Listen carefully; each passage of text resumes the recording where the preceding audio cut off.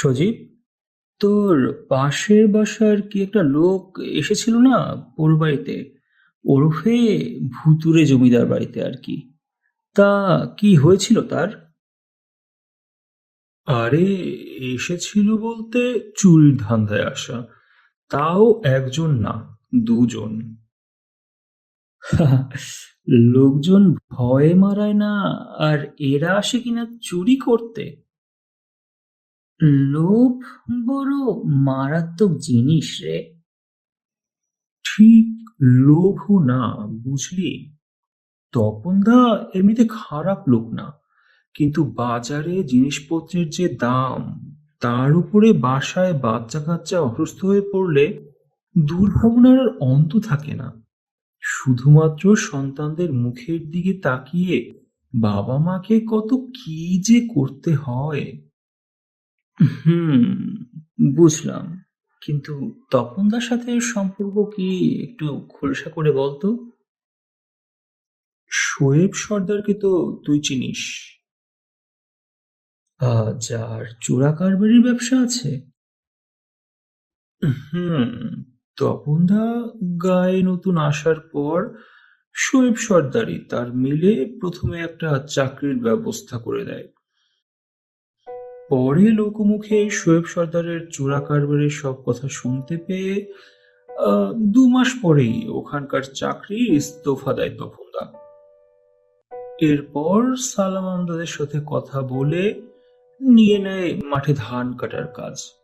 পরের জমিকে নিজের জমি মনে করে আগলে রাখতো এই তপনদা। অবশ্য গায়ে এ নিয়েও নানান গল্প গুজব আছে। অনেকেই মনে করে চোরা কারবারির কি সব ব্যাপার নিয়েই তপনদা ঝামেলায় জড়িয়ে পড়ে, যার ফলে তাকে চাকরি ছাড়তে হয়। তা লোকজন একটা ব্যাপার পেলেই নানান গল্প ফেঁদে বসে। এ আর নতুন কি? তপনদাকে আমি কাছে থেকে দেখেছি, আমি জানি সে কেমন।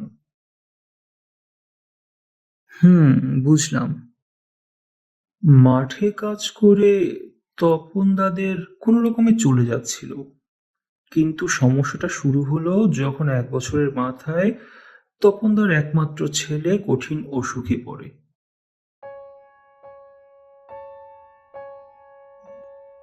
দেখো তো, আজ আবার বাবলুর জ্বরটা বেড়েছে। সারা রাত একদম ঘুম হয়নি, খালি ছটফট করেছে। আচ্ছা আচ্ছা, আজ কবিরাজ মশাইয়ের কাছে আবার একবার যাবো ক্ষণ, গিয়ে ওষুধ নিয়ে আসবো। 1 মাস ধরে তো ওই ওষুধই খাওয়ালে, কি হলো বলো? কি করব বলো, অসুখ বিসুখের ব্যাপার তো আমাদের হাতে নেই। তা নেই মানছি, কিন্তু তুমি কিছু একটা করো।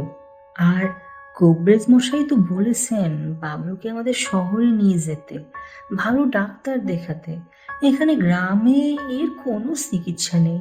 ওগো, কিছু একটা করো। ও বাবা, সে তো অনেক টাকার ঝক্কি। আমাদের নুন আনতে পান্তা ফুরোয় এমন অবস্থা, শহরে নিয়ে ডাক্তার দেখানো কি আমাদের কাজ? তবু তুমি কিছু একটা দেখো গো। না হয় আমরা 2 দিন না খেয়ে থাকবো, তবুও বাবলুকে আমাদের সদর নিয়ে যাওয়ার ব্যবস্থা করো। তাতে যদি হতো তবে আমি 7 দিন উপোস করতাম, কিন্তু তাতেও যে হবে না গো। আমি আর পারছি না গো। ছেলেটা দিন দিন একদম শুকিয়ে যাচ্ছে। ওর মুখের দিকে আর তাকাতে পারছি না। আচ্ছা আচ্ছা, তুমি একটু শান্ত হও দেখি, এত অস্থির হও না। আমি না হয় একটু চেষ্টা করে দেখব, বুঝলে। যেভাবেই হোক বাবলুকে আমাদের সুস্থ করে তুলবো। এখন বুঝিসই তো গায়ের অর্থনৈতিক অবস্থা অতটাও ভালো না। হুট করে শহরে গিয়ে ডাক্তার দেখানোটাও তেমন সহজ কাজ নয় এখানে। তো এদিক ওদিক ঘুরে ফিরে ব্যর্থ হয়ে একটা সময়ে বাধ্য হয়েই শোয়েব সর্দারের দ্বারস্থ হয় তপনদা। তা এতদিন পরে কি মনে করে তপন? আপনি হুজুর, মাথার উপরে আছেন বলে এখন টিকে আছি এ গায়ে। হুম, তা না হয় বুঝলাম, কিন্তু আমার কাছে কি মতলবে? হুজুর, একটা কিছু কাজ যদি জোগাড় করে দেন তো বড় উপকার হয়। চাষের জমিতে কাজ করে কুলোচ্ছে না। হুজুর, ছেলেটার বড্ড অসুখ হুজুর। নগদ কিছু টাকার বড্ড দরকার। আপনি মালিক, আপনি এখন পাশে না দাঁড়ালে ছেলেটা তো সারবে না। তা কি কাজ দেই তোকে? বুঝতে পারছি না। যা করতে বলবেন তাই করব হুজুর। আপনার কথার কোনো হেরফের হবে না। সত্যি তো? পারবি বলছিস? আলবত পারবো হুজুর, একবার বলে দেখেন। আচ্ছা, ঠিক আছে। আপাতত রশিদের কাছ থেকে 100টা টাকা নিয়ে যা। আমার আবার তোদের দুঃখ দেখতে ভালো লাগে না। 2 দিন পর ডাক পড়লে সোজা চলে আসবি কিন্তু। যে আগে হুজুর। শোয়েব সর্দার মূলত সময় নিচ্ছিল আটঘাট বোঝার জন্য। যে কাজে তপন তাকে পাঠাবে তার সবটা গুছাতেও তো হবে। তো 2 দিন পর ডাক পড়ল তপনদার। শোন তপন, কাজ যেটা সেটা একটু সাবধানে করতে হবে, বুঝলি? কেউ যেন না জানতে পারে। যে কোনো কাজ হুজুর, আপনি একবার বলেন। বলছি তবে, রবিবার হাটবার, সেদিন দুপুরে তুই সোজা পূব পাশের জমিদার বাড়িতে চলে যাবি। ওদিন সবাই বাজারে ব্যস্ত থাকবে, সুতরাং তোকে দেখবেও খুব কম লোকে। আর যত কম লোকের চোখে পড়বি ততই ভালো। জমিদার বাড়িটা পুরনো হলেও ওখানকার বহু দরজা জানালায় ব্যবহার করা শ্বেত পাথরের টেরাকোটার ফলক এখনো একদম অক্ষত। তোদের কাজই হলো সেসব পাথর যতটা সম্ভব অক্ষত অবস্থায় খুলে নিয়ে আসবি। একটু আধটু ভেঙে গেলেও সমস্যা নেই। আজকালকার লোকজন ভাঙা জিনিসই এন্টিক হিসেবে কিনে নিচ্ছে। হুজুর, বলেন কি? ওই পুরো বাড়িতে যাব? তোর আরো টাকা চাই কিনা তাই বল। জি হুজুর।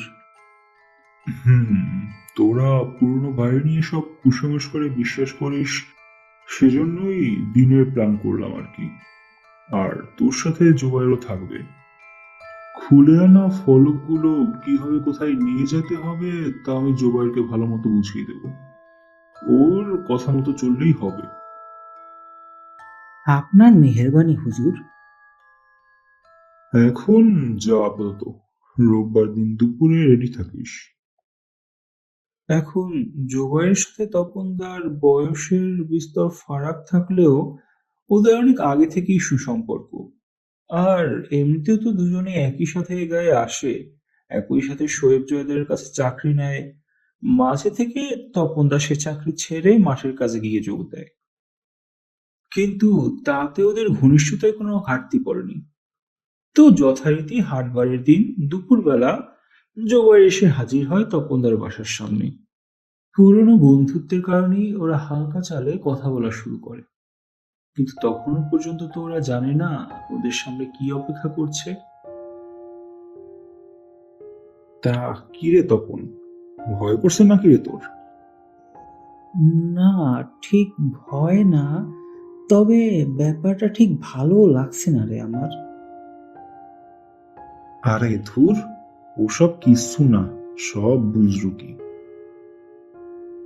তবু গায়ের লোকেরা কি সব মিথ্যে বলে রে? আরে যে দেখ, শোয়েব সর্দারের মতো কোনো বড় লোক এসব রটনা ছড়াচ্ছে তাদের কোনো কাজের জন্য। ওসব সাল কি আর আমরা গায়ের খেটে খাওয়া লোক বুঝি? কি জানি বাপু, অত শত বুঝি না।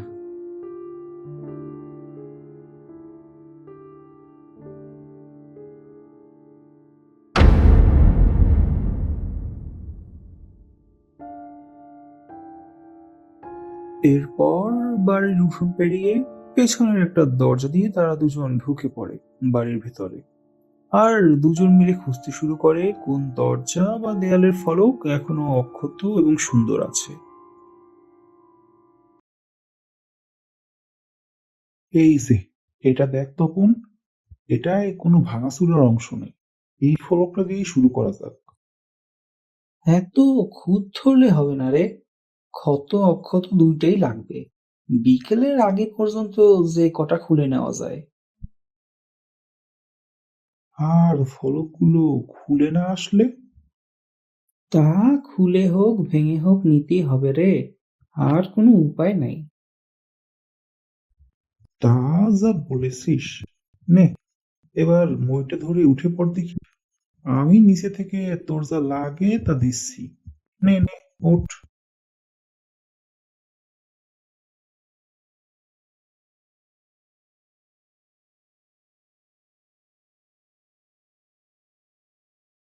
কি রে, নাগাল পেলি? হ্যাঁ, এই তো। নে, এই নে তবে।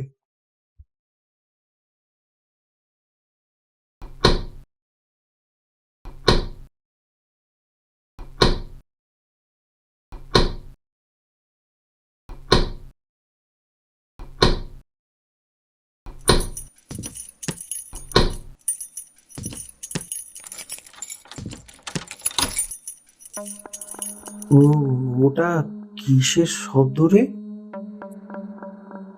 কি জানি বাপু, পুরনো বাড়ি, কোথাও কিছু খসে পড়েছে হয়তো। হ্যাঁ হ্যাঁ, তাই হবে হয়তো।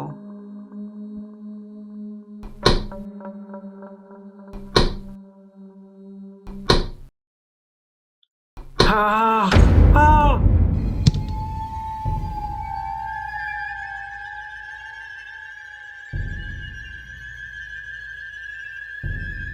কি কি হলো? ঠিক আছিস তো? কি যেন পড়লো। কই দেখি। আরে, এই এ তো রক্ত। কি কি বলিস? আরে ভালো করে দেখ, এই কি অবস্থা হয়েছে তোর? কোথায় আঘাত লেগেছে কোথায়? আরে না না, আঘাত লাগেনি। আর আঘাত লাগলেও এত রক্ত কোত্থেকে আসবে? আমার মনে হলো যেন কেউ রক্ত ছুরি দিল। বুঝলাম না ব্যাপারটা। মনে হলো দেয়ালে বাড়ি দেওয়ার সাথে সাথে আঘাতটা যেন বাড়িটা পেয়েছে, আর রক্তটা যেন ওখান থেকেই বের হলো।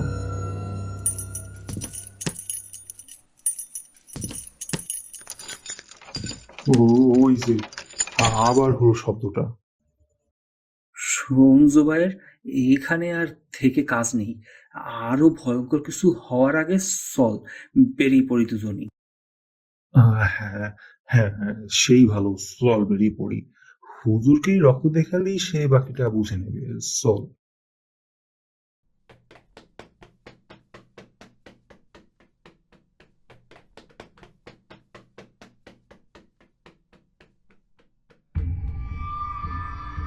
এ এই রাস্তা না সম্ভবত। আমরা বাড়ির উল্টো দিকে চলে এসেছি মনে হয়।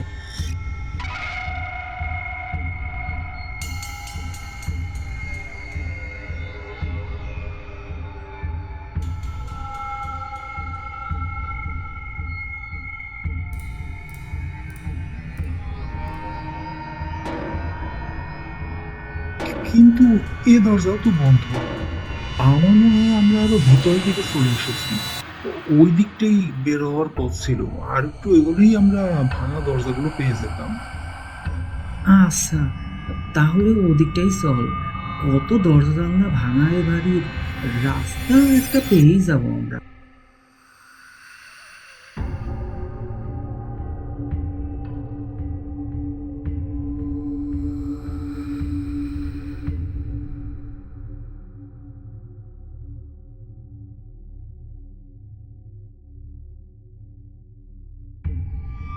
কি ব্যাপার, এদিকেও তো আর রাস্তা নেই। আর এত এত দরজা জানলা সব কোথায় চলে গেল?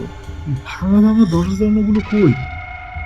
আচ্ছা, চল তো অপর পাশটায় দেখি, ওদিকে কিছু পাই কিনা।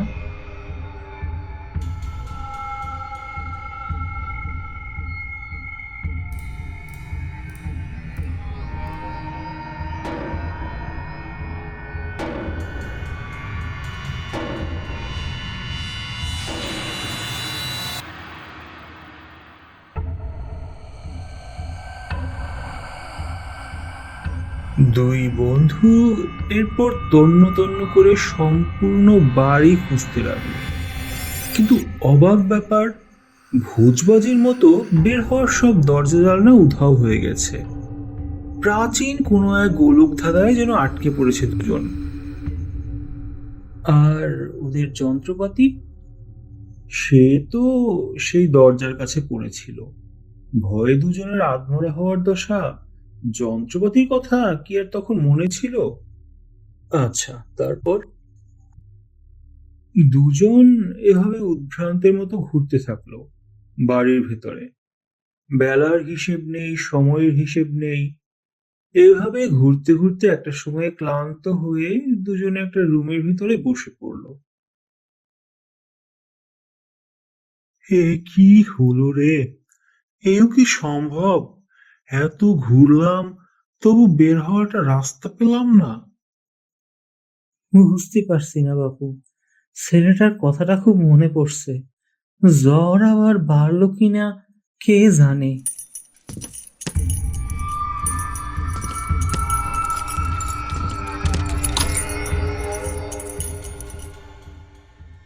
ওরা যে রুমে বসেছিল তার ঠিক পাশের রুম থেকে সেই অদ্ভুত শব্দটা হঠাৎ করে ভেসে আসতে শুরু করে। দুজনে তো যার বন্যায় ভড়কে যায়।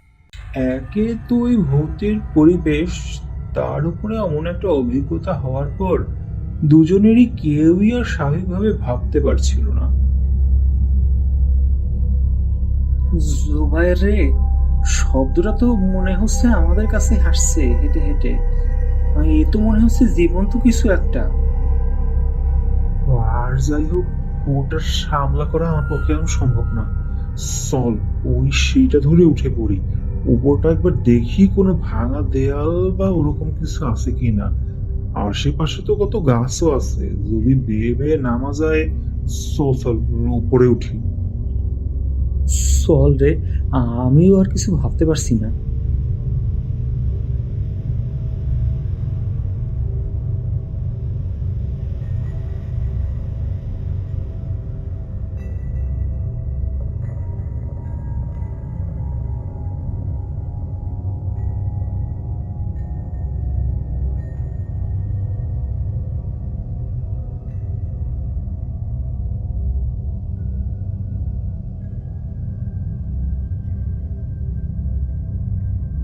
আরে, ওই তো একটা জানলার মতো মনে হচ্ছে না?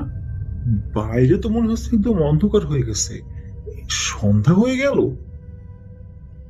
আরে তাই তো, কে জানে কতক্ষণ আমরা এখানে আটকে আছি। চল চল গিয়ে দেখি কি অবস্থা ওটার।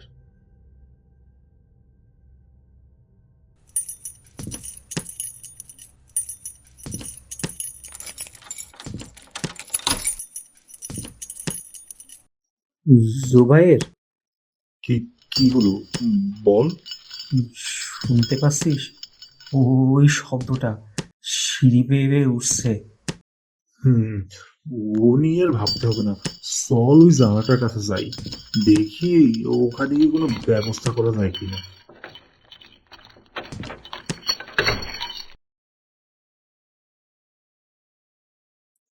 দেখ তো তুই বের হতে পারবি কিনা এই জানলা দিয়ে। মনে তো হয় পারবো, যথেষ্টই জায়গা আছে। একটু কসরত করতেই জোগাড় জানলা দিয়ে বের হয়ে বাড়ির কার্নিশে দাঁড়াতে পারলো। ওদিকে সিঁড়ি হয়ে সেই শব্দ এখন তপনদের রুমের ঠিক বাইরে। প্রথমে তপন ভেবেছিল পেছনে তাকাবে না, কিন্তু কৌতূহল বড্ড বাজে জিনিস। অনেক সাত পাঁচ ভেবে অবশেষে পেছনে এক পলকের জন্য তাকালো। বিশাল কালো এক অবয়ব, আর তার মাঝে ভাটার মতো জ্বলছে দুটো চোখ। সে যে কি চোখ, সারা রাজ্যের জিঘাংসা যেন ওই চোখে। আর যাই হোক, আমাদের চেনা জানা জগতের কোনো অস্তিত্ব নয় এ। দিকবিদিক শূন্য হয়ে তপনদা জানলা দিয়ে দিল লাফ, জোবাইরকে নিয়ে পড়ল সোজা মাটিতে, আর পড়ার সাথে সাথেই অজ্ঞান।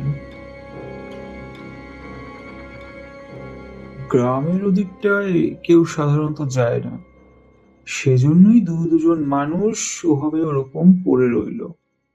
প্রায় ঘন্টা তিনেক পর তখন তার জ্ঞান ফিরতেই সে চমকে উঠতে গেল, কিন্তু ওরে বাবা, পায়ের গোড়ালি আমার মচকে গেল নাকি? বাবারে! জোবায়ের, ও জোবায়ের! জোবায়ের, জোবায়ের, জোবায়ের, কথা বল জোবায়ের।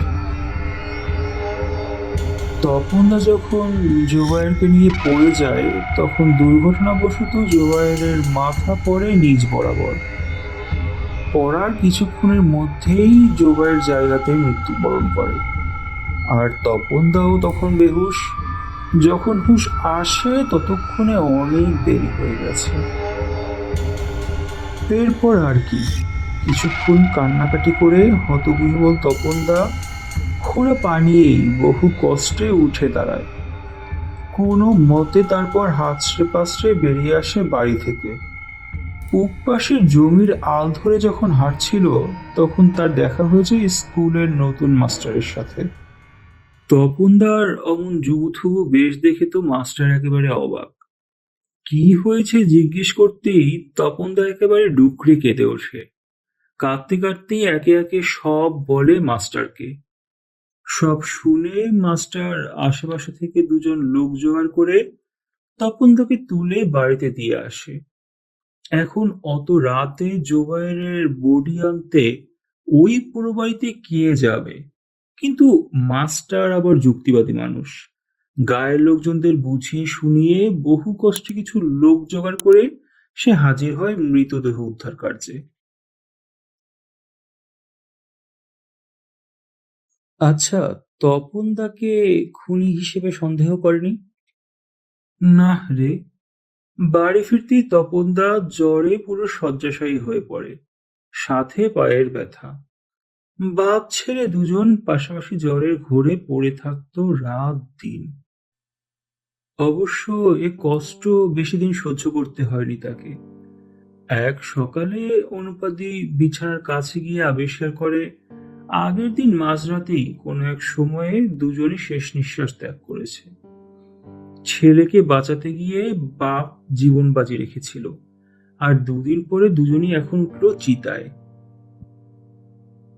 হুম, বাস্তবতা হয়তো এমনই নিষ্ঠুর হয়ে ওঠে মাঝে মধ্যে, যেটাকে কোনোভাবেই আমরা অস্বীকার করতে পারি না কখনো।